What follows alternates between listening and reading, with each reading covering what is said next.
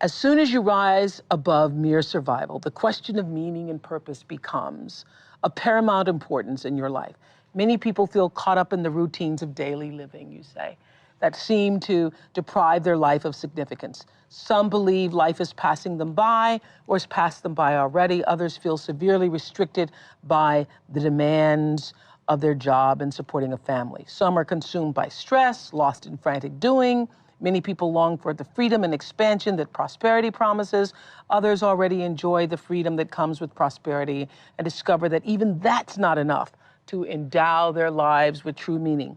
There is no substitute for finding true purpose. So how do we do it? Now, what you just read basically, of course, means that many people spend their lives in a state of almost permanent dissatisfaction. Right. Unfortunately. So they may be looking for some purpose, or they may have given up hope that there is some purpose for them, and they're just surviving or making a living. Or caught up in the doing. Caught up in the doing, in the stress of it. Right. And so usually when we talk about purpose, when people talk about purpose, they think of purpose in terms of future. Where am I going? What am I supposed to do?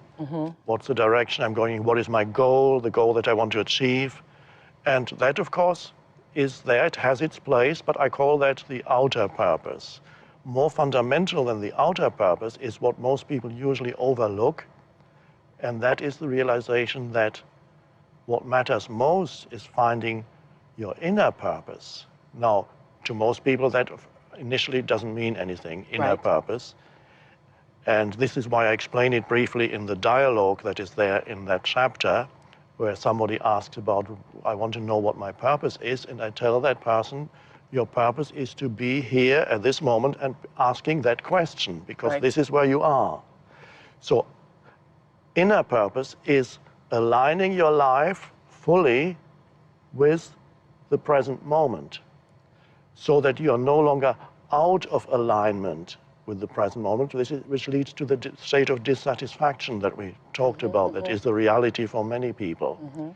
So you have to go, first of all, beyond the state of dissatisfaction that is so many people's reality. Right. But you cannot go beyond the state of dissatisfaction through some future goal that says, one day I would like to be in a state of fulfillment or satisfaction. No, you have to enter the state of fulfillment and satisfaction by becoming one internally with the present moment. And your purpose then, your inner purpose, is that alignment with where you are right now, to be totally where you are, and whatever you are doing, even if it doesn't look like the life purpose that you want for the next 30 years, whatever you are doing now, to be total in doing it, and no matter what it is, to be true to life by being true to this moment. Yeah. As you say on page 271, there is always only this one step, and so you give it your fullest attention. This doesn't mean that you don't know where you're going. It just means that the step that you're taking right now is primary. The destination is secondary. And what you encounter at your destination once you get there depends on the quality of this one step. I love this so much because I discovered this when I was in the 3rd grade. I couldn't articulate it this way in the 3rd grade. When I was in the 3rd grade, I turned in a book report early in Miss Driver's class. And the reaction that I got from my 3rd grade teacher taught me or informed me that when you do your best in any given moment, that is well received. Because my 3rd grade teacher told all the other teachers in the teacher's lounge, and I became known as this kid who really loved to read.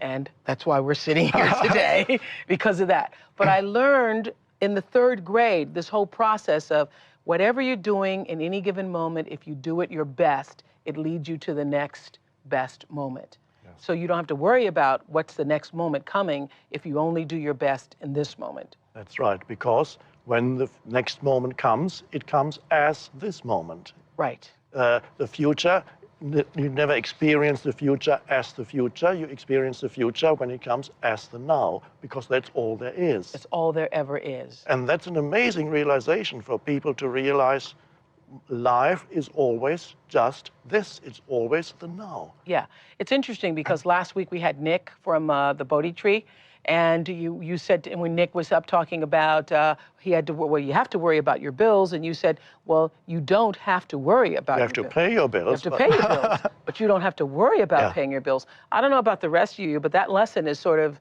been with me all week. So anytime I'd find myself, you know, in the mind worrying about something, I don't have to worry about this. I can either figure out what to do about it or release that thought. Yes. Yeah. Yes. So if the bill is here, but the money is not there right now, I can't do anything, put it aside, and then see what action can I take now.